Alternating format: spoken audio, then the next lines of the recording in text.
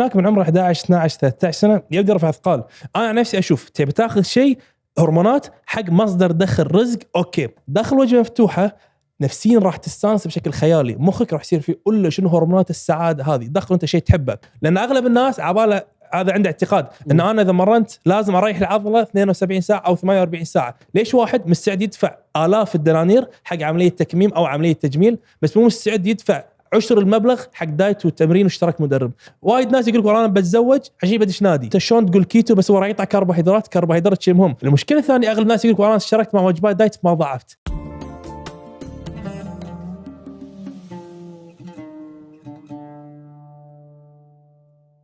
البساط أحمدي. وكان اليوم معانا محمد المرزوق متخصص في مجال التغذية والرياضة.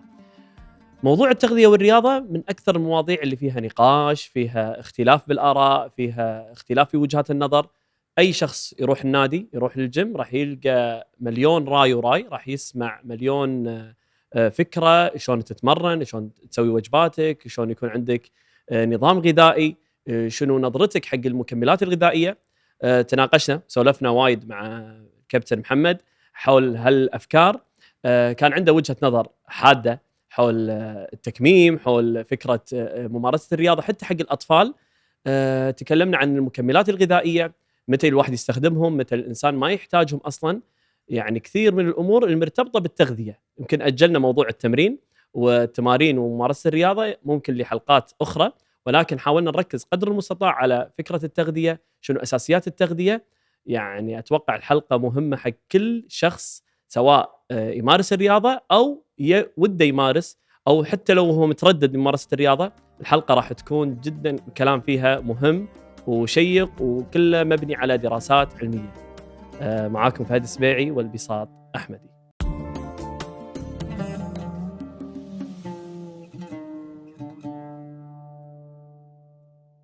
مساك الله بالخير. مساك الله بالنور. يا هلا يا هلا. اهلا وسهلا. شلونك؟ الحمد لله تمام. شو اخبارك؟ تمام الحمد لله. يعني الواحد لما بيسولف عن موضوع مثل المواضيع هذه خلاص يبدي يدش بمليون شيء. شغلات على قولتهم من خلال تجارب شخصية، من سوالف الشباب، بدواوين، وبنفس الوقت المعلومات اللي متروسة في السوشيال ميديا. فالحين اليوم على قولتهم نروح رحلة طويلة.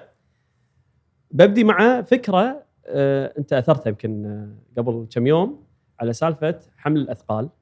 إن ليش ما نخلي العيال الصغار 13 سنة 15 سنة يشيل أثقال. والفترة الأخيرة أنا أتذكر آخر يعني كذا صيف قاعد تصير في أندية كروسفيت حق الأطفال، أندية كذي يعني. بالضبط. فليش تدعم هالفكرة مع أن إحنا الدارج عندنا أن المفترض أن الواحد يشيل أثقال بعد أو يدش الجيم أو الأندية بعد 18 سنة؟ اوكي، انا ادعم الفكره هذه ان بحكم انا قعدت 6 سنوات في امريكا توني راد، هناك ثقافه مختلفه تماما من ناحيه الرياضه. هناك من عمره 11 12 13 سنه يبدا يرفع اثقال. ليش؟ لانه هو اصلا من صغره اهله يبونه يلعب بالدوري المحترفين، NBA NFL اي لعبه ثانيه فيها مستقبل. فمن البدايه يلعبون رفع اثقال، فيصير فيني اوكي اذا هم هناك عادي عندهم رفع اثقال وهم سابقين في العلم في الدراسه في الرياضه بكل شيء، سابقين رايحين قدام قدام قدام. ليش احنا ما يصير عندنا؟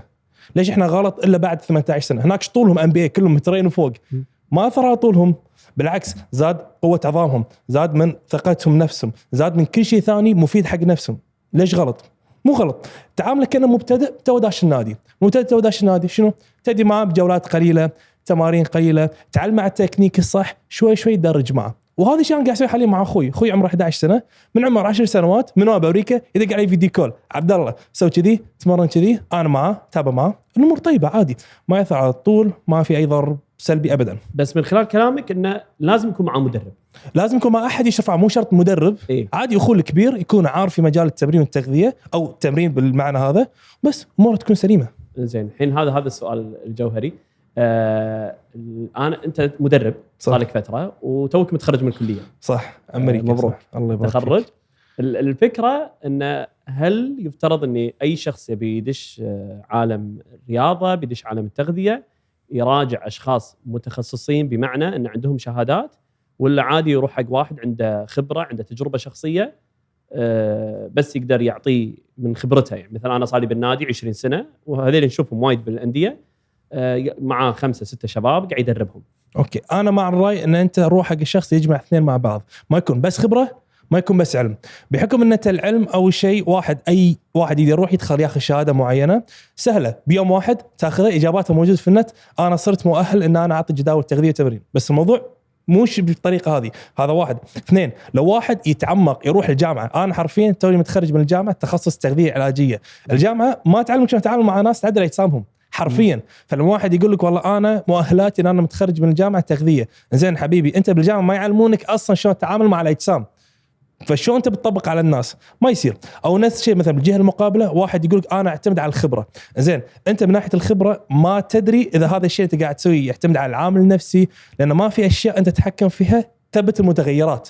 فانا اشوف دائما الواحد يجمع بين الشيئين هذين. فالحين الواحد يقول انا بس امشي على الخبره ما اعتمد عليه، انا الواحد انا بس امشي على العلم هم ما اعتمد عليه، لان انت كصاحب العلم شلون تثبت لي ان انت تقدر تطبق هذا على ارض الواقع؟ عادي انا الحين اقدر الدراسات بالهبل، شنو يثبت لي انت تقدر تطبقها؟ انا بالاول والاخير جاي لك ابي نتيجه.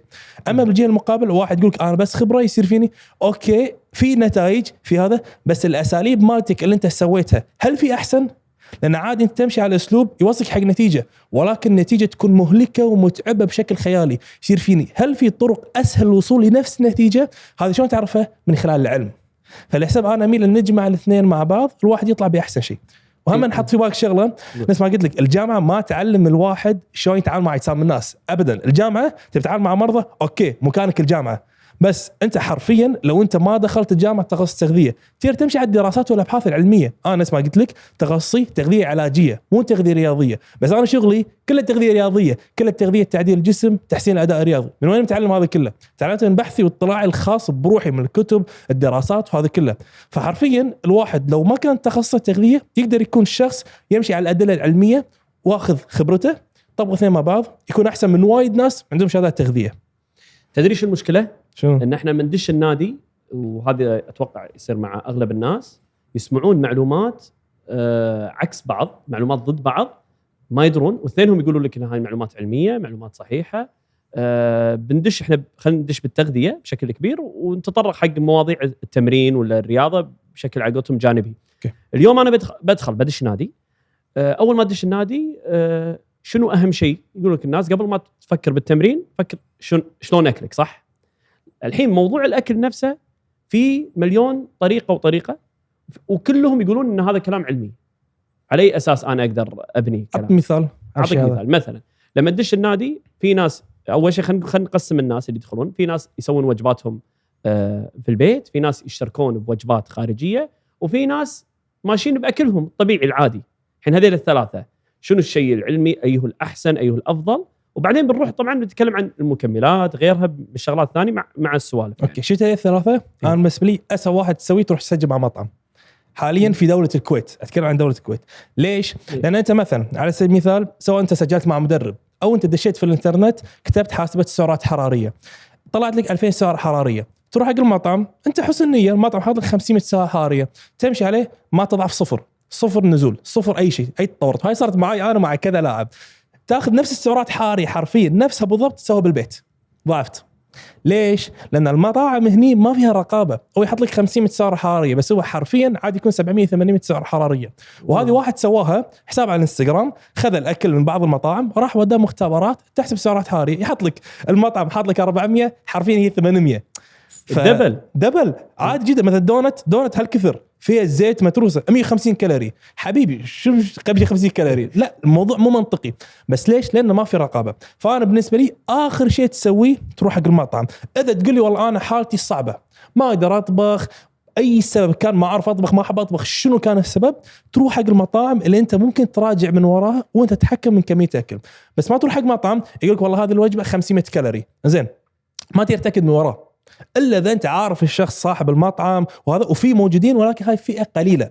بالجهه المقابله انا امين الواحد يروح حق المطعم اللي انت تقدر تحدد له والله انا ابي مثلا الدياي بهالوزن، العيش بهالوزن، السمك بهالوزن، اللحم بهالوزن، البطاط بهالوزن. فانت لما يجيب لك الاكل تقدر تتاكد من وراه وتشوف حسبته صح ولا مو صح. لان حتى هالحسبه في بعضهم يخطئ فيها، يقول لك والله اوكي انت تبين مثلا 200 جرام من لحم، اللحم غالي حط لك مثلا 130 حط لك كميه اقل. الكارب مثلا العيش وهالامور ارخص في حط لك اكثر. فانت تحس اوكي كميه معقوله بس حرفيا اثر على هدفك. فالمطاعم انا اشوفه اخر شيء، لان بيني وبينك بصراحه من بيهتم بجسمك وصحتك كثرك ما في احد.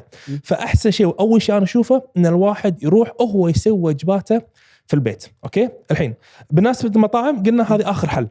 بالنسبه حق انه واحد يعدل خيارات اكله، لايف ستايل موديفيكيشن، مثلا يعدل الطبق ماله ولا يحسب وجباته بالبيت، هذا يعتمد حسب من الشخص اللي قدامي.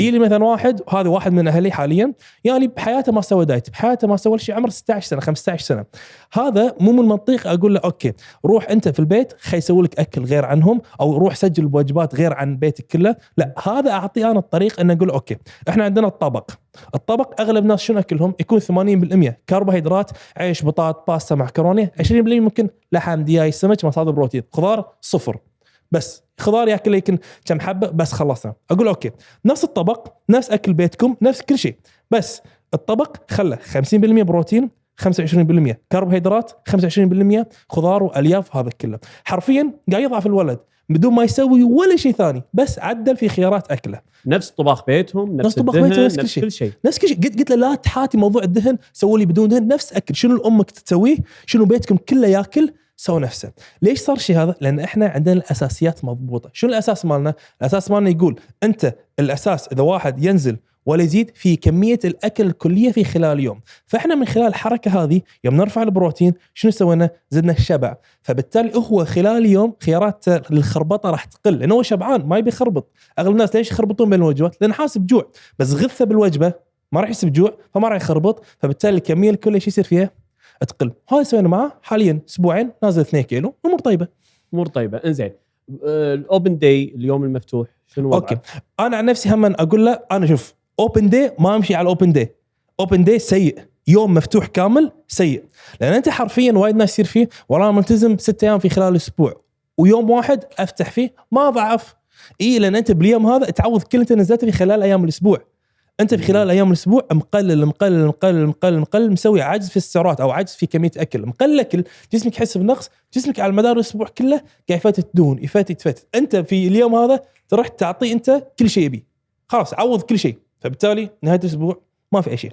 فانا الحاله اللي اشوفها انه بدل يوم تكون وجبه، والوجبه هذه مو تروح وتنفجر يصير اسمها وجبه الانتقام، لا، شيء طيب خاطرك فيه تاكله ترجع لنظامك نفسه. الحين الطريقه هذه للاسف ما تمشي مع كل الناس.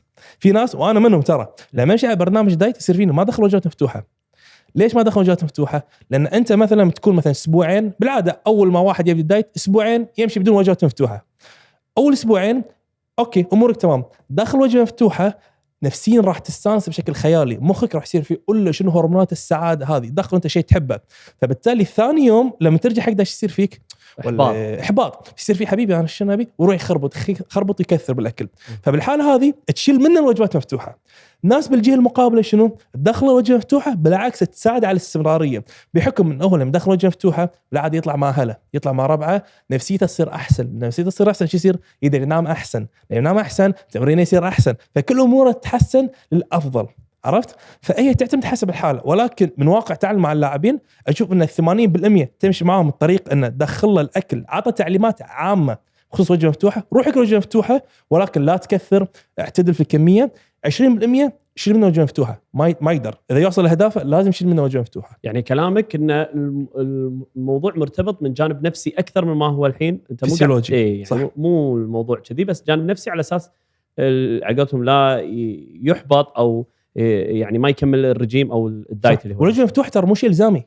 اغلب الناس عبالها الوجبه مفتوحه ترفع الحرق، انا لازم ادخل عشان اصدم جسمي، لا ما له علاقه ابدا. يعني في وجهه نظر كذي، يعني في وجهه نظر يقول لك على اساس لا تمشي على رتم معين، حاول انك تفاجئ جسمك وترجع مره ثانيه. الجسم مو بهالشكل الجسم ما يتفاجئ بهالشكل.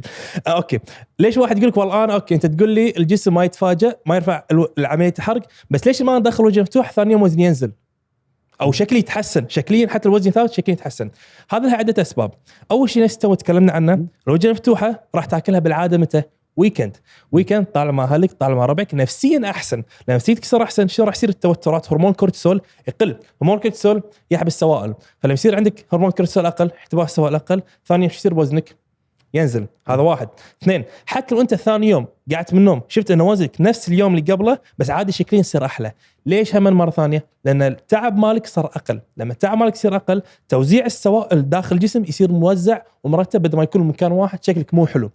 فهذه هي الاسباب ليش ان الواحد بعد ما جبت يقول لك شكلي صار احلى فرفعت عمليه حرق. لا مو بالطريقه هذه. اللي صار ان انت خففت التعب على جسمك، والشيء هذا ممكن يصير اصلا من خلال بس انك بمجرد ترفع اكلك. لو ترفع انت بس الكارب في اكلك بس هذا تسوي، مو شرط تدخل انت وجبه مفتوحه، راح تكون نفس النتيجه. يعني نفس النتيجه بمعنى ان هي مرتبطه وايد بالعامل النفسي. العامل النفسي، صح. توترك، راحتك. صح. يعني الاشخاص اللي اليوم يتعرضون حق ضغوطات في الدراسه، اليوم عندنا طلبه مثلا ضغوطات العمل، هذول معرضين للسمنه اكثر من غيرهم. معرض للسمنه اذا هو كان يربط ساعته بالاكل. يعني مثلا بعض الناس لما يتوتر يروح على الاكل، بعض الناس لما يتوتر يبعد عن الاكل. شلون يصير هذا؟ هم انا من واقع تجربتي التعامل مع اللاعبين، اذا الواحد تاريخ جسمه يميل حق السمنه اكثر بوقت الضغوطات ياكل اكثر. اذا الواحد تاريخ جسمه يميل حق النحافه اكثر بوقت الضغوطات ما ياكل. شنو يعني تاريخ جسمه؟ تاريخ جسمه انه شنو كان عليه اغلب عمره، شنو كان جسمه اغلب عمره. يعني انا كوني كطالب كنت ادرب وايد طلبه، فوقت امتحانات اكثر ضغط عليهم خلال السنه. فاشوف انا اللي مثلا واحد اللي هو مثلا انا بادي معه بوزن عالي اشوفه ينزل وقت امتحانات يبدي يزيد. ليش؟ لأن وقت الامتحانات ينضغط يروح يبي سعاده ياخذها من خلال الاكل. بالجهه المقابله النحيف وقت الامتحانات وزنه ينزل. ليش؟ نشيده تنسد عن الاكل، ما يبي يفكر بالاكل فيروح يفكر بالدراسه، الاكل ينساه. على نهايه اليوم يصير فيه قول له انا باقي الوجبتين خي يولون يروح ينام. عرفت؟ فهي تصير بالطريقه هذه. يعني انزين لما نروح نسولف عن الوجبات نفسها، كم عددها، تبدا وين؟ يعني طلعوا في اكثر من مقطع انه والله اللي هو نظام الصيام المتقطع، الكيتو، اللي هو خلينا نتكلم مثلا عن صيام متقطع، ان اخر وجبه الريوق قدر المستطاع على اساس تحسن، ولا انت تمشي على نظام ثاني؟ انا عن نفسي اشوف الشخص اللي قدامي شنو هو، شنو هدفه، هو جاي لي شنو هدفه. اللي مثلا انا اشتغل مع لاعبين محترفين، لاعبين فنون قتاليه، لاعبين ملاكمه، لاعبين كره طائره، من جميع الالعاب جميع الرياضات. يصير فيني اوكي انت لاعب محترف، انت شغلتك رياضه، انت 1-2% في المباراه او المسابقه مالتك راح تفرق معاك في النتيجه. فهذا انا الزمه. حبيبي نظام صيام انسى، نظام كيتو انسى، نظام نباتي انسى، انسى انسى انسى. نمشي على افضل شيء للبناء العضلي والاداء الرياضي، اللي هو شنو؟ تقسم وجباتك على مدار اليوم من 4 إلى 6 مرات، ونظام يكون غني في الكربوهيدرات، واغلب مصادر البروتين عندك تكون مصادر حيوانيه بحكم ان هي بجوده اعلى. الحين انا ما قاعد اقول ان انت لو مشيت على الكيتو او الصيام او نظام نباتي ما راح تتعدل جسمانيا، صحتك ما راح تتعدل، ولكن انظر انا للشخص اللي قدامي. الحين هذه الفئه خلاص منها اللي انا الزمه بالشيء هذا. بالجهه المقابله يجي لي واحد بحياته ما طبق دايت، بحياته ما سوى ولا شيء، يقول لي اوكي انا نظام الصيام يخليني انغث من الاكل وما اكل، وزني ينزل، يصير فيني ليش اعرضه؟ روح حبيبي روح حق نظام الصيام. هذا هدفك الرئيسي ان انت تضعف تعدل جسمك، انا معك. انت لا وراك بطوله لا وراك شيء، انا معك. نفس الشيء الكيتو. واحد يقول لي والله اوكي الكيتو انت شلون تقول كيتو بس هو راح يقطع كربوهيدرات شيء مهم، وهذا ما احنا يعطونا اياه في الجامعه، يقول كربوهيدرات شيء مهم. صح، بس انا عندي وجهه نظر مختلفه. انت تقول حق واحد الكربوهيدرات مهمه لازم تدخله في نظامك الغذائي، زين هو لما يدخل الكربوهيدرات يكثر منها، زين لما احنا نشيل من الكربوهيدرات كميه اكل كليه ايش راح يصير فيها؟ راح تقل، فبالتالي ايش راح يصير؟ راح ينزل وزنه، لما ينزل وزنه شو يصير؟ صحته تصير احسن. فانا يصير فيني اوكي اروح حق شنو؟ اروح حق كيتو صحته تصير احسن، ولا اروح اقول لا امشي على توصيات منظمه الصحه العالميه ان لازم ندخل كربوهيدرات بس صحته سيئه؟ شو راح اسوي بالحاله هذه؟ راح اشوف حاله اللاعب اللي قدامي، نفس نظام الصيام، نفس النظام النباتي. ما راح يجي الواحد يقول لي والله انا ما اكل لحوم لاي سبب كان، انا ما ناقش اي حد ليش ما تاكل لحوم، كيفك ما تاكل لحوم لاي سبب كان كيفك. هل راح اقول له اكل لحوم غصب عليك؟ راح يكره الدايت، عاد يروح يفجر بالاكل، حتى اشياء نباتيه يروح ياكل فرنش فرايز في اشياء مقالي وايد نباتيه ويكثر ويسمن. فاحنا نشوف حاله الشخص ونسهل الموضوع، لان موضوع التغذيه ترى وايد سهل وبسيط، حيل سهل وبسيط. الناس اغلبهم صعبينه. الموضوع تحكم في كميه اكل بالطريقه اللي تعجبك تستمر عليها. خلاص التغذيه، خلاص تغذيه، لا تسجل عندي، لا تسجل عند اي مدرب، اختار طريقه تخليك انت تعدل في كميه اكل بس. هذا اسهل كلام، بس اصعب شيء طبقه في حياتك. اصعب شيء طبقه، لان اغلب الناس عندهم يركزون على تفاصيل دقيقه، وايد يدققون تفاصيل ما لها داعي. زين انا لو جيتك قلت لك والله كابتن محمد انا جاي ابي ضبط لي اكلي بس ما راح اروح النادي، تسوون هالشيء ولا لازم تمرين؟ لا عادي. انا محمد تجيلي تقول لي ما ابي اتمرن، ما استقبلك كمشترك. ليش؟ لان انت لو ما تتمرن راح تخسر كتله عضليه مع خساره الدهون. بالتالي شنو راح يصير؟ راح تزيد فرصه الترهلات عندك. اللي بعدين راح تقول لي جسمي ترهل، ابي اسوي عمليه قص معده، وتروح حق دكاتره وتعاني وجلد مترهل. ليش تسوي الشيء هذا؟ هذا واحد. اثنين، عظامك ما راح تكون قويه، انت راح تخسر كتله عضليه، فما في شيء حق عظامك وصحتك. فالموضوع مو لصالحك ابدا، ابدا مو لصالحك. اي شخص تسوي له برنامج غذائي يصاحبه التمرين، لازم تمرين. ما عندي انا حاليا ما عندي اشتراك بس تغذيه. اي سواء كان كبير صغير، عنده وقت ما عنده وقت، لازم تمرن. زين. اكبر معضله تمر على اغلب الناس اللي يروحون انديه هي يعني خلينا نقسمهم. رقم واحد عامل الوقت، انه هو مرات يقول لك اوكي انا مستعد ادش نادي اتمرن، ترى بس الوقت اللي عندي سواء وقتي في التمرين، وقت روحة النادي، كم يوم بالاسبوع اقدر اروح. هذا رقم اثنين، ان الناس تنطر نتيجه سريعه، سواء النتيجه مرتبطه ب خلينا نقول المعلومات، نسبه الدهون، الوزن، غيره، او نتيجه مرتبطه بالشكل. هم هذه ودنا نتكلم شلون نقدر، لان يعني هذا الشيء يخلي الناس تلجأ حق مدرب او خبير بالتغذيه او غيره. صح. اوكي، نروح حق النقطه الاولى، عامل الوقت. انا همني الواحد يقول اساله بالاستبيان ليش ما استمرت على البرنامج الغذائي والرياضي السابق؟ يقول ما عندي وقت وانا لازم اتمرن 5-6 مرات في خلال الاسبوع. يصير فيني من قال لك المعلومه هذه؟ ما له داعي. اغلب الناس عبالها لازم يتمرن 5 إلى 6 ايام في خلال الاسبوع على اساس يكون الجدول فعال وشو النتائج. حرفيا انت من 3 ايام تقدر تتمرن شو النتائج. وانا الشيء هذا الحلو ان انا صار لي 4 سنوات ادرب، عندي نتائج وايد. تمرن 3 ايام في خلال الاسبوع بس تطور الجسماني. الحين مو نص 5-6 ايام في خلال الاسبوع، هذاك متفرغ مختلف وضع، راح تشوف نتائج احسن. ولكن النقطه ان انت تقدر تتطور، تقدر تتحسن ب3 إلى 4 ايام في خلال الاسبوع. وانا عن نفسي دائما مبتدئ، بالعاده امشي مع ال4 ايام في خلال الاسبوع بالنص. اقول اوكي انت تقول لي والله انا مضغوط مع الدوام، مضغوط مع الامور هذه كلها، عندك الويكند 3 ايام في خلال الاسبوع سهله، خميس جمعه سبت خلصنا. يوم واحد بنص الاسبوع شوف انت اريح يوم بالنسبه لك، روح في النادي. ما تقدر ايام الاسبوع يا اخي خلاص خلهم كلهم ويكند بس، خلص الجدول حتى لو الايام 3 ورا بعض. لان اغلب الناس عباله هذا عنده اعتقاد ان انا اذا مرنت لازم اريح العضله 72 ساعه او 48 ساعه. هذا الشيء مو مثبت علميا ولا حتى على ارض الواقع. زين انا مثلا اليوم رحت لعبت تمرين صدر، اوكي لعبت تمرين صدر، ثاني يوم ما عندي اي الم، 0 الم. ليش انطر؟ معناته الجسم استعاف استشفى، فما في سبب منطقي يخليني لا انطر 3 ايام زياده. ليش انطر؟ ما في سبب يخليني انطر. في ناس يقولوا لك لان تمرينك وايد خفيف، اوزانك قليله، فانت ما راح تحس بشيء ثاني يوم، لازم ترفع الوزن، تقوي تمرينك، على اساس لازم ترجع البيت مو قادر تمسك السكان يعني. اوكي هذه النقطه نقطه حلوه زين ذكرتها. الحين احنا دائما في الموضوع احنا ما نبي واحد يتدلع بالتمرين، وما نبي واحد يهلك نفسه حيل، لان انت لما تهلك نفسك حيل مو شيء لصالحك. خل اعطيك شرح. الحين مثلا انا لما اقول لك اوكي احنا عندنا 6 تمارين صدر في خلال الاسبوع، او خلينا ناخذ رجلين، هذا اكثر عضله الناس يحسون بالام، ناخذ عضله الرجلين 6 ايام في خلال الاسبوع، انت 6 تمارين في خلال الاسبوع. انت لما تبدي وتلعبهم كلهم في يوم واحد، طبيعي الآلام العضلية عندك راح تكون مهولة. ولكن اخذ ال6 هذيل حرفيا نفسهم، قسمهم على مرتين في خلال الأسبوع، 3 و3 أو 2 أو حتى 1 كل يوم. الألم العضلي راح تحس فيه شبه معدوم، بالذات أنت بتروح حق الطريقة الأخيرة إنك تلعب أنت تمرين كل يوم. وأنا حاليا أتمرن بالطريقة هذه عادي، ألعب رجلين كأن شامل كل يوم. أنا حاليا أتمرن بالطريقة هذه. لأن شنو خلاني أتمرن بالطريقة هذه؟ لأن الألم المصاحب لعضلات الرجلين شيء مو طبيعي، تحوش التخلصات شيء مو طبيعي. صار فيني ليش انا قاعد اعذب نفسي؟ هي نفسه الحلو بالعلم. شنو هذا الحلو؟ انا تاخذ العلم يقول لك اوكي انت اول مره تبي تتمرن عادي قسم جولاتك الاسبوعيه وقسم تمارينك على اكثر مره في خلال الاسبوع. ايش كذا تبي تقسم الموضوع راجع لك. لا تلعب جولاتك الاسبوعيه لو تبي تطلع باقصى فائده او تمارينك كلها مره واحده، قسم تقسم مرتين 3 4 5 6 راجعك الموضوع.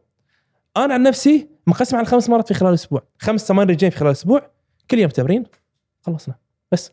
فهذا العب شامل. نفس الشيء مثلا خلصت تمرين رجلين بروح حق صدر تمرين، ظهر تمرين، اكتاف تمرين، بس. يعني تونا بدينا واحنا بدينا نسجل كنت اقول لك انه في وايد كلام متناقض. في ناس يقولوا لك دش النادي ماكو شيء اسمه شامل، دش بجدول، وانت الحين جدولك اصلا كله شامل. بالضبط. انا صار يعني كنا معلومتين غير يعني عكس بعض. اوكي صح، هذا الحلو بالاختلاف الاراء. لازم اي مجال تدخله لازم يكون في اختلاف اراء. الحين المتابع يقول انا قاعد اضيع، ايوه شنو اسوي؟ وهذا الشيء انا دائما يعلقون عليه. محمد انت تقول والله شيء، واحد يقول كذي، هذاك يقول كذي. انا نفسي يصير فيني اوكي انت اسمع لهم كلهم، اسمع شوف اللي يقنعك اكثر. يصير فيني اوكي ليش هذا يشتغل اكثر؟ الحين انا شرعت لك عشان يتحكم بالآلام العضليه. روح حق شخص هذاك اللي يتمرن كل جولاته في يوم واحد سلع، ليش هذا يعتبر احسن؟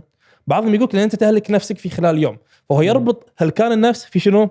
في التطورات الجسمانيه. انا نفسي لا، انا اربط تطورات التمرين كقوه التمارين، كزياده الاوزان والتكرارات، بس تطورات كبناء عضلي. انزين، هل الشيء هذا مثبت في استناد عليه ولا انت مؤلف من راسك يعني الموضوع هذا؟ اذا في اسناد علمي اوكي، في اسناد علمي انت قاعد تقول الكلام، عندك نتائج عليه؟ اي والله عندي نتائج، شوف فلان فلان فلان فلان، اوكي اقتنعت حياك الله تعال، ما اقتنعت روح حق هذاك عادي. الموضوع يعني انت اختار لناسك. بالاول والاخير احنا بالناس كلهم يكونوا بصحه زينه، كتله عضليه زينه، كلهم يتمرنون. شنو الطريقه اللي انت تسوي فيها كل هذا؟ كيفك. انا نفسي ها طريقتي، هل امشي عليه حاليا. انا امشي على الطريقه هذه ان انا اتمرن شامل. هل كل اللاعبين عندي يتمرنون كذي؟ لا، لان هذه الطريقه اصلا انا جديد بادي فيها. فاللاعبين عندي طريقه سابقه ماشي عليه خلال السنوات اللي فاتت، بس انا اؤمن فكره ان اذا انا بطبق شيء على الناس لازم اول شيء اطبقه على نفسي. فاذا انا جدول الشامل كنت اقرا عنه صار لي تقريبا 9 شهور 6 شهور، الحين توني اتعلمه خل اطبقه على نفسي. لحد الان صار لي شهرين مرتاح مستمتع فيه بشكل خيالي. قلت لا، اخذ اعطيه وقت شويه اشوف شنو سلبياته شنو ايجابياته شنو المشاكل اللي تصيبني، بعدين اروح اطبق على اللاعبين. فانا هذه وجهه نظري، وهذه اللي انا اشوف فيها اي شخص يقول لي والله انا محتار، هذه الطريقه اللي اعطيه اياها. حلو. الحين خلصنا من موضوع الوقت. قلت لي والله الوقت انا اشوف شنو جدولك، شنو يومك، شنو اسبوعك، واحاول ادخل التمرين قدر المستطاع. طبعا اللي ما يبي ما يبي يعني، صح، بس بالضبط. اللي على قولتهم اللي فعلا جاد راح نحصل له وقت ندخل ساعه 3 مرات خلال اسبوع خلصنا. حلو. انزين، خلينا نروح حق العامل الثاني اللي هو سالفه النتيجه السريعه او النتيجه سواء من ناحيه ارقام او النتيجه من ناحيه شكل. اوكي، اول شيء انت عندك وايد طرق تقدر تقيس فيها تطوراتك الجسمانيه. عندك تحليل مثلا انبادي، تحليل دهون العضلات، هذا انا اكرهه حرفيا اكرهه، لان في نسبه خطا جدا كبيره. عادي تسوي تحليل اليوم زين، روح باكر غير شوي في الوقت اللي سويت فيه التحليل، بعد ما تسوي على الريج مثلا سوى بوقت ثاني خلال يوم، انطر ساعتين بس عادي النتائج تتغير. يا اخي تسوي تكرم، انت مو رايح الحمام، روح الحمام سوي مره ثانيه، بين نص ساعه راح تغير النتائج. حلو. معناته انت المفروض تسجل الفتره اللي انت سويت فيها. مثلا انا سويتها هالشهر على الريج، اول ما قعدت من النوم كت المفروض المره الجايه اثبت كل صح. الشغلات واحاول اقارن، لانه هو عباره عن جدول مقارنه يعني. صح، بس على الرغم من هذا كله هم في نسبه خطا. ليش؟ لان الجهاز هذا ولا الاجهزه هذه شلون تقيس الكتله العضليه؟ هي هذا الحلو اللي درسناه بالجامعه، يجيب لك الاجهزه هذه يرسل ذبذبات كهربائيه، اشارات كهربائيه ما تضر الشخص، ويشوف الارتدادات عليها. حسب الارتداد يقول لك اوكي صار في ارتداد كذا معناته هاي كتله عضليه، صار في ارتداد كذا معناته في دهون. زين، على شنو يقيسه؟ قيسه على محتوى الخليه نفسها. الخليه العضليه شنو محتواها يكون؟ 70% ماء. زين، انا بكل سهوله اقدر اقلل الماء في العضله، اقدر ازيده. شلون؟ من خلال اكل. انت الحين مثلا توك بادي دايت، توك تبدي دايت، زين، راح سويت الفحص هذا، انت الحين اكلك عالي، رافع اكلك، بخرب الاكل، امورك تمام. بعد شهر رحت سويت التحليل هذا، انت وزنك نازل. من شنو؟ اكلك نازل. اكلك شنو يعني نازل؟ يعني كربوهيدرات نازله. لما كربوهيدرات انت تقلل من خلال الاكل، شنو يصير؟ محتوى الماء داخل الكتله العضليه يقل، لان الكربوهيدرات في العضلات تقل، وهذه قاعده. الماء يتبع الكربوهيدرات، لما الكربوهيدرات في العضلات تطلع الماء في العضلات يطلع، لما الكربوهيدرات تدخل العضله الماء يدخل العضله. فالحين انا قلت كربوهيدرات، الماء قل، شنو راح يصير في حجم الكتله العضليه؟ بالتحليل راح يقول قلت، بس انت حرفيا مستحيل خسرت كتله عضليه اذا انت قاعد تتمرن وقاعد تطور بالتمرين، مستحيل ما تصير. فهذا واحد من الاسباب اللي يخليني انا ما احب الجهاز هذا بالسبب هذا، لان كثير ناس يقول لك والله انا خسرت كتله عضليه بخلال التمرين هذا، المدرب مالي سيء، جدول التمرين سيء، او انا زدت 5 كيلو عضل بالشهر. حبيبي روني كولمان انت مو بالطريقه هذه، ففيها نسبه خطا وايد كبيره. تمام، هذا اول شغله. ثاني شغله يجيك واحد يقول لك والله انا فحصت الجهاز طلع لي نسبه دهون 4%. زين، شلون نفسيتك؟ شلون امورك؟ والله عادي انا مرتاح سعيد. لا حبيبي انت 4% ما راح تكون سعيد بحياتك، راح تكون نسب نشاف. الناس لاعبين كمان تسام بالبطولات، واسال اي لاعب فيهم قول له اخر 4 اسابيع اخر اسبوعين من تجهيزك البطوله شلون الوضع، راح يقول لك يكره حياته، نوم ما ينام عدل، كله يفكر في الاكل. فانت شلون تقول لي والله نفسيتي مرتاحه انام عدل وانت 4% وانت جسمك مو متقطع؟ ما يصير. في نسبه خطا بشكل خيالي بالتحليل هذا. او مثلا واحد يقول لي انا عندي نسب دهون 8% بس عندي كرش خواصر، ما يصير. عرفت؟ فهذه هي الاسباب اللي تخلي انا ما امشي على تحليل دهون العضلات. يصير فيك اوكي محمد شلون واحد يعرف اذا ماشي صح ولا ماشي صح؟ عطني اساليب. في عندك عده اساليب ثانيه انا امشي عليهم مع بعض، مو بس واحد، لان كل اسلوب انا بقول الحين له ايجابياته وسلبياته. اول شيء الوزن. انت اذا هدفك نزول وزن تبي تشوف ترند في النزول، ولكن الوزن واحد من المؤشرات، بحكم ان انت عادي مثلا اليوم انت مو نايم عدل، الوزن يرتفع صار في احتباس سوائل. عاد مثلا بالذات الواحد في بدايته يخسر الدهون يبني عضلات في نفس الوقت الوزن يكون ثابت. هذه الامور تصير اوكي. فالحين الوزن واحد المؤشرات نستخدمه. شيء ثاني نستخدمه قياسات الجسم، مثلا محيط الخصر. اذا انت الاسبوع الاول محيط خصرك مثلا 100 سنتيمتر، بعد اسبوعين محيط خصرك 98، نزل خصرك، مؤشر جيد. هذا مع الوزن نشوفه اوكي خصري نزل وزن نزل، حلو عندي مؤشرين سليمين. نشوف بس المؤشر نقيس الثالث. الخصر ولا الباي؟ تقدر تقيس الخصر، تقدر تقيس بايسبس، بس انا ليش اميل حق الخصر؟ لان انت الدهون وين اكثر شيء متركزه؟ تكون بالبطن. البايسبس الصدر وهالامور بالعاده تكون مرتبطه اكثر في البناء العضلي، والبناء العضلي مرحله تاخذ وقت، اللي انت بالعاده صعب تشوف تطورات كزياده في القياسات كالبناء العضلي من خلال اسبوعين، صعب جدا. وهذا يودينا حق النقطه الثالثه. زين انت تقول لي بناء عضلي ياخذ وقت، شلون اعرف؟ اروح حق التمرين. اذا انت تمرينك بتطور من الاسبوع الثاني، انا عندي والله اوزان قاعد تزيد او تكرارات قاعد تزيد، انت حرفيا في بيئه مناسبه للبناء العضلي، انت قاعد تعطي جسمك كل اسبوع تفعيل جيد للبناء العضلي، فانت بعد فتره راح تشوف التطورات كبناء عضلي. بس هذه هي الطريقه الرابعه، تكون من خلال الشكل. مشكله الشكل شنو؟ ان انت ما تقدر من اسبوع ثاني تشوف تطورات سريعه، ما تقدر، شيء صعب، يبي لك وقت. فانت تستخدم مؤشرات على المدى القصير اللي هي الوزن، القياسات، التمرين، مع مؤشرات المدى البعيد. فيصير فيني اوكي انت كل اسبوع مثلا اخذ متوسط الاسبوعي مال وزنك، اخذ قياساتك وتابع تمرينك، سجل بيانات تمرينك، وكل شهر صور. اذا انت المدى القصير مؤشرات مدى قصير لو 2 من 3 في تحسن، انت امورك تمام. يعني مثلا واحد يقول والله انا وزني ثابت بس قياساتي نازله، تريم تحسن، امورك سليمه. عرفت؟ فمن هالناحيه انت الحين يصير فيك اوكي الناس يربطون نتائج سريعه، يبي نتائج سريعه. انا كمدرب في اسلوب في كتاب اسمه 100 مليون اوفرز، كتاب جد جميل يتكلم عن التسويق وهذا كله. يقول لك واحده من الاشياء اللي تخلي الواحد يروح حق شيء او يدفع له فلوس سرعه النتائج. ليش واحد مستعد يدفع آلاف الدنانير حق عمليه تكميم او عمليه تجميل بس مو مستعد يدفع عشر المبلغ حق دايت والتمرين واشتراك مدرب؟ لان هذاك راح يعطينا نتيجه سريعه، فمستعد يدفع مبالغ ضخمه. فانا مثلا لمين الواحد يقول اوكي انا بضعف، انا كبدايه في البرنامج الغذائي منها فسيولوجيا راح تساعده لانه هو عنده نسب دهون عاليه، فانا اقدر ادفع جسمه اكثر. نفس انت لما واحد يكون عنده فلوس وايد في البنك سهلنا يصرفها مقارنه واحد ما عنده فلوس وايد. نفس الفكره نفس اللوجيك، واحد عنده دهون عاليه سهل يخسرها، فيصير فين اوكي انا عامل نفسي مال مشترك مهم، وفسيولوجيا انا في بيئه مناسبه، فانا في بدايه دايت ادفع بزياده، اعطيه كميه اكل شوي اقل من المطلوب. ليش؟ يشوف نتائج وفسيولوجيا جسمه يدفع. بعدين مع الوقت يصير فيني ارفع الاكل شويه بحيث ابين له خلاص احنا الحين خلصنا المرحله الاولى، وهو يصير فيه ثقه فيني ان ترى محمد يقدر ينزلني يقدر هذا، فيكمل معي يمشي معي. فانا كمدرب وايد سهل ترى العب الامور هذه، حيل سهل. يعني الناس ما تصور كثير الموضوع سهل بالنسبه لي انا، انه والله اخذ واحد ادفع بزياده عشان الموضوع النفسي يصير زين عنده، هو يتحمس يكمل منها، يثق فيني وبعدين يمشي معي على المدى البعيد.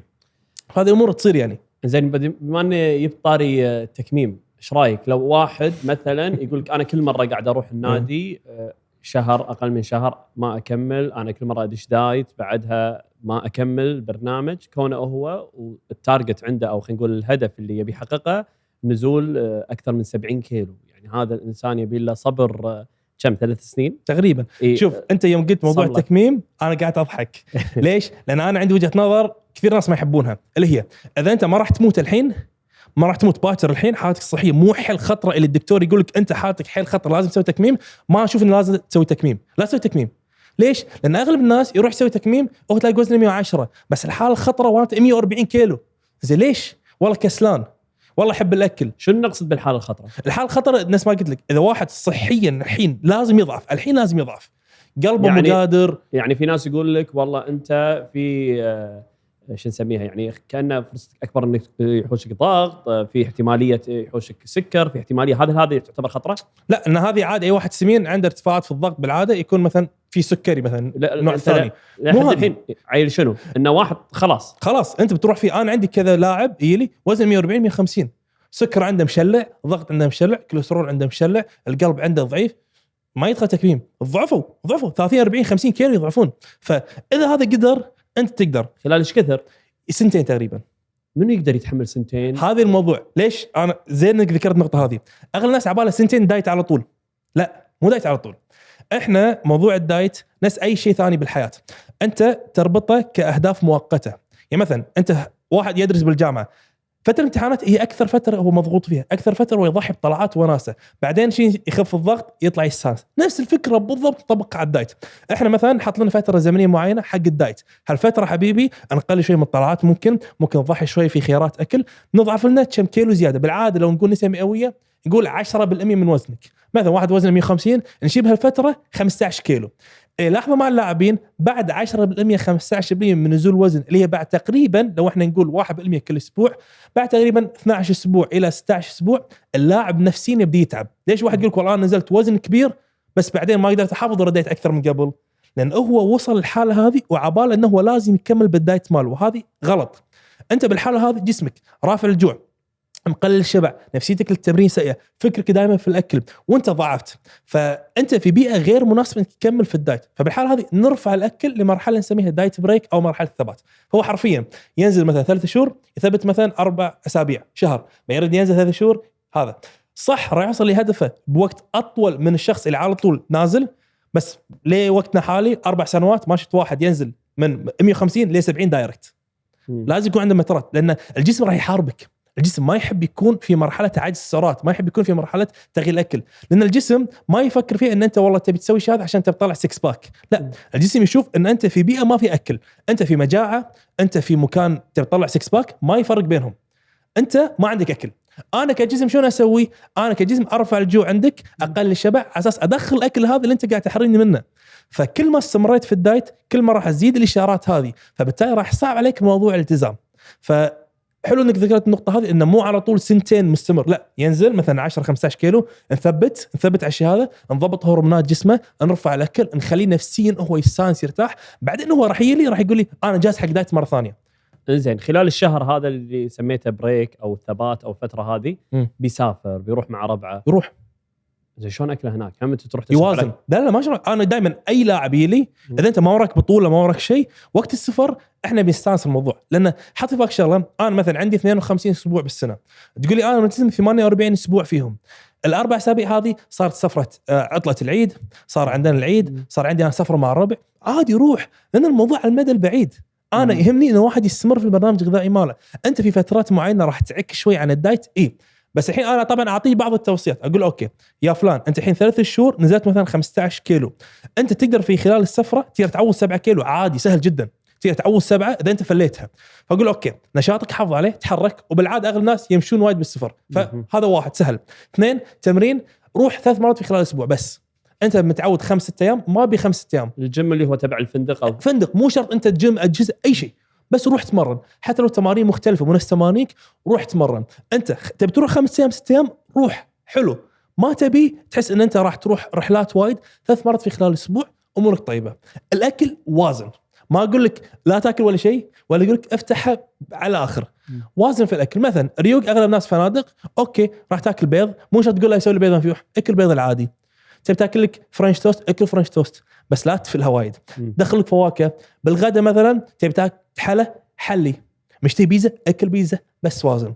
بعدين بالعاده اللي اشوفها مع اللاعبين لما يرد لي انا بعد السفر، بالعاده اسبوع اسبوعين مسافر، اذا يزيد لي كيلو مثلا، يصير فيني اوكي بالعاده احتباس سؤال، يرد حق دايت، نزل خلاص امور سليمه. بعد السفره هذه اقول اوكي انت جاهز تدخل بالدايت مره ثانيه حق 12 اسبوع ثاني، مو جاهز اسبوعين، لان بعضهم يرفع اكل اسبوع يلا انا جاهز حق الدايت، يروح 3 اسابيع تعبت، لان جسمه ما مدى يتعافى.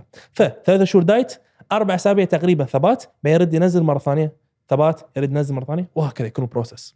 يعني وهذول يمكن الصور اللي احنا نشوفهم بالاكاونت مرات صح. يعني نازل 50 كيلو، شلون نازل 50 كيلو؟ يعني هذول الصور مستمرين سواء صح. في ايام في فتره البريك ولا طبعا في فتره الرجيم او الدايت او التمرين.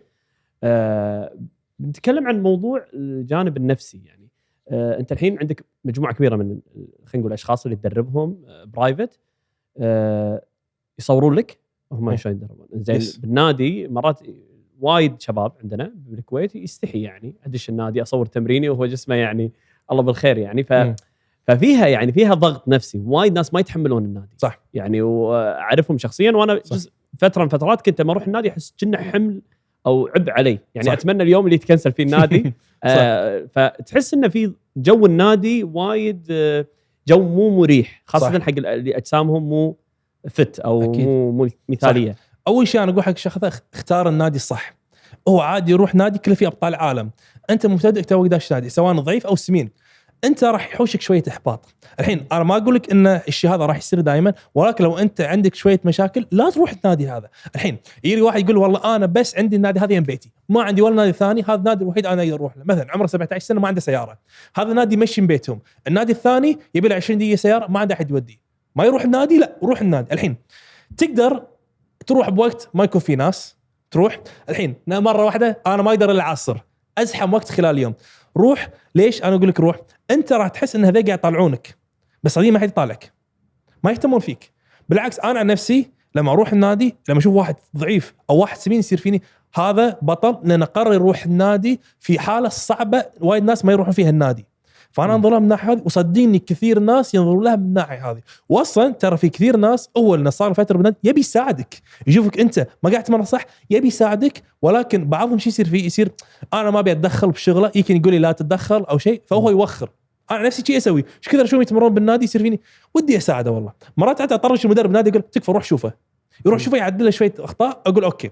فالبيئه في النادي صديق راح تساعدك انت تتطور. الحين دائما اي نادي راح يكون في ناس النفسيه، شيء طبيعي وارد، اي مكان تروح سواء نادي عمل دوام دائما موجوده هالفئات العينات موجوده، ولكن النادي بيئه حلوه، نادي بيئه زينه، اغلب الناس موجودين عشان يشجعون بعض يساعدون بعض يعني. حلو زين. انا دخلت النادي، سجلت مثل ما قلت، خلينا نقول اساسيات الاكل عندي. دائما في سؤال وارد، انت شنو قاعد تاخذ مكملات غذائيه، شلون اكلك؟ يعني خاصه وايد مدربين لما يشوفك يشوف جسمك ما تغير فتره، تلقى على طول يقول لك شلون اكلك. وجزء كبير منهم بنتكلم جزء تجاري، يعني هو تلقى عنده اما يبيع بروتينات، يبيع يعني خلينا نقول مكملات غذائيه، او عنده كود او شيء معين تحت بالستور او اللي يبيع. ففكره المكملات الغذائيه وهذا العالم، هل تنصحون فيه الواحد يدخل فيه؟ هل هو لازم مع اول يوم نادي انا عندي على طول ادخل في برنامج كامل لمكملات غذائيه، ولا شو الوضع؟ المكملات الغذائيه اخر شيء تفكر فيه تعدل جسمك. اول شيء تفكر فيه اكلي، ثانيا تمريني، ثالثا نومي، رابعا شلون استمر على الثلاث هذيل. هذا اهم شيء تفكر فيه بالبدايه. اذا انت ضبطت هذي كلهم تحس ان انت خلاص هذين سليمين، بعدين فكر مكملات، مو تشتري، فكر فيهم. لان انت حرفيا ممكن توصل الى جسم احلامك بدون مكملات غذائيه لها ربط في البناء العضلي وتطوير اداء رياضي. مثلا ناخذ مكمل كرياتين، اكثر مكمل غذائي تمت عليه الدراسات، واكثر مكمل غذائي فعال للبناء العضلي، كم يفيد؟ 3%. بس هذا اكثر واحد اقوى واحد. لان اغلب الناس عبالهم بروتينات، مكملات، هرمونات. لا يعني انا انزل نتائج واحد يقول لي هل هذه يستخدم بروتينات مكملات؟ اقول ايه اوكي الحساب تطور، انا الحساب ما تطورت. لا عزيزي الموضوع مو بالطريقه هذه. الموضوع ان هذه الاشياء تفيد، ما اقول لك ما تفيد، تفيد صح ان اغلبها تجاري، صح ان اغلبها ما يفيد نفس ما يروج لانه هو يفيد، ولكن في امور تفيد، بس مو معناته اذا انت ما اخذتها ما راح تتطور. هذا بالنسبه حق المكملات نفس الكرياتين، الامور هذه لها علاقه مباشره في البناء العضلي وتطوير اداء رياضي. انزين، على اساس نتشعب في الموضوع اكثر، خلينا نبدي واحده واحده. انا اليوم مو كل الناس يقدرون ياكلون 5-6 وجبات باليوم، مو كل الناس يسمح لهم دوامه مساحه انه هو يفتح وجبه وياكل. فانت محتاج كمكملات، مو بس لانه والله هو يبي يوصل حق نتيجه معينه بناء عضلي صح. يعني انت مرات تقول اوكي المكملات جزء منها ظروف الشخص نفسه، صح. فهذا الحين جزء، وشنو المكملات كل واحد شنو يفيد وشنو نوعه يعني. حلو اوكي. احنا بالاكل عندنا ماكرو نوترينتس، مغذيات كبرى، معناته المغذيات الجسم يحتاجها بكميات كبيره، اللي هم كربوهيدرات، بروتين، دهون، اللي هم هذيل فيهم سعرات حراريه. وعندنا مايكرو نوترينتس هي مغذيات صغرى، اللي هي فيتامينات والمعادن اللي ما فيها سعرات حراريه والجسم يحتاجها بكميات اقل. نمسك اول شيء المغذيات الكبرى. الحين انت تيجي تقول لي والله انا ما اقدر اخذ احتياجي من البروتين اللي هو اهم عنصر غذائي للدوره الجسمانيه، اقول لك اوكي تقعد بدون بروتين؟ لا، تاخذ مكمل بروتين. بالحاله هذه مكمل بروتين راح يفيدك. اما تيجي تقول لي والله انا اقدر اغطي البروتين من الاكل، اخذ مكمل بروتين؟ ما له داعي، لانه هو حرفيا هذا المكمل بروتين اذا كان واي بروتين ماخوذ من الحليب، ضايفين عليه منكهات، سوي له تصفيه، حاطين لك بروتين، خلصنا. هذا بروتين. بالجهه المقابله نفس الفكره في مكملات كربوهيدرات، هذه نفس الشيء. واحد يقول لك والله انا ما اقدر اخذ الكربوهيدرات مطلوب مني، بالعاده ناس يكونوا ضعاف، واحد نحيف يبي يزيد وزنه، او واحد تو طالع من تكميم ما يقدر ياكل، تصير فينا اوكي المكملات الغذائيه هني وقتها. تقول لي انا اقدر اكل الكربوهيدرات كلها من خلال اكل؟ ما لها اي داعي. الدهون ما لها مكملات غذائيه، انه وايد سهل واحد يغطي احتياج من الدهون. الحين خاص من هذين. بس دقيقه بنرجع حق البروتين. اوكي. شفت الملاحظه اللي قلتها عن الوجبات، ان لما تشترك بوجبات غالبا ان ما في دقه في حساب السعرات الحراريه. اليوم نفس الكلام يقال على البروتين، يعني ان هذه كلها منتجات تجاريه يحطون لك ارقام حتى يقول يعني يقال ان طعمها وايد لذيذ ما ادري ايش. خاصه نتكلم عن منتجات امريكا بالذات، يعني كونها هي اللي متصدره العالم في هذه المنتجات. الناس وايد تشكك بالبروتين بهالمجال. في المقابل المنتجات الاوروبيه او المقابله كانها طعمها سيء، فيها مصداقيه اعلى. مدى دقه هالكلام هذا؟ حلو. انا اعرف واحد ما ادري اذا يرضى يقول اسم شركته، ولكن بدون ما اقول اسم شركته او شيء كذي، هو عنده مصنع حق، مو مصنع، يتعامل مع مصنع حق المكملات الغذائيه. راح فر تقريبا العالم عشان يشوف شنو مصنع زين ينتج فيه المكملات حق شركته. شخص اثق فيه ثقه عمياء، يقول مصانع اوروبيه جودتها اعلى من مصانع امريكيه كتصنيع بروتين. هذا كله الحين همونات المصانع الامريكيه غش ولعب وهذا كله، لا، ولكن تبي اعلى جوده يكون مثلا مكملات من مصنع اوروبي. الحين ليش اقول شيء هذا؟ ان انا هم كوني في امريكا، كون تخصص تغذيه، فادرس الامور هذه، اشوف الشركات هذه كلها. بامريكا عندهم قواعد عن الاكل يمكن اكثر من اوروبا. انه مثلا انت لازم تحط الالرجيز، تحط مثلا الرجيز ناتس، بيناتس، الامور كلها، المكسرات انواعها، تحط والله هذا اذا في مثلا، يعني حتى لدرجه انه لما تاخذ علبه بروتين ما يقدر يسوونها دول العالم ولكن امريكا، يقول لك ان هذه علبه البروتين تم تصنيعها في مصنع يتعامل مع الصويا، يتعامل مع المكسرات، يتعامل مع السمك. ليش؟ عشان واحد اللي فيه حساسيه يعرف. فهم بامريكا واضحين بشكل مو طبيعي، والقوانين هناك تلزمهم. فلازم يحط كل شيء مذكور على المنتج، اذا شيء مو مذكور على المنتج يعطونه يصكونه بقضيه يطلع منها ما يطلع منها. فالموضوع مو ضحك بامريكا من ناحيه ان انت تلعب بالارقام، تلعب بالمكونات، ما تلعب فيها، لا. عرفت؟ الحين واحد يقول والله ليش طعمه وايد حالي؟ لان يحط لك محليات صناعيه بس، ما في سعرات، احلى من السكر مئات المرات، فيحط لك اياه والامور طيبه. يعني كون انه هو حلو مو معناته انه هو في يعني سعرات عاليه. لا. إيه؟ الحين العلم تطور بشكل خيالي، بالذات علم الطعام. انه شفت انت بيوند برجر او بيوند ميت اللي هو مو لحم بس طعمه كأنه لحم، تاكله كأنه حرفيا لحم.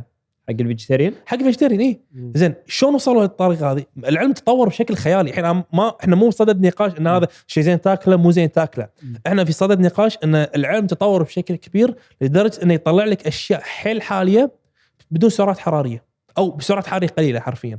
حلو. هذا الحين خلينا نقول من ناحيه بروتين. خلينا نرجع مره ثانيه على فكره الامور اللي ذكرتها اللي هي المغذيات الصغرى. ايوه حلو.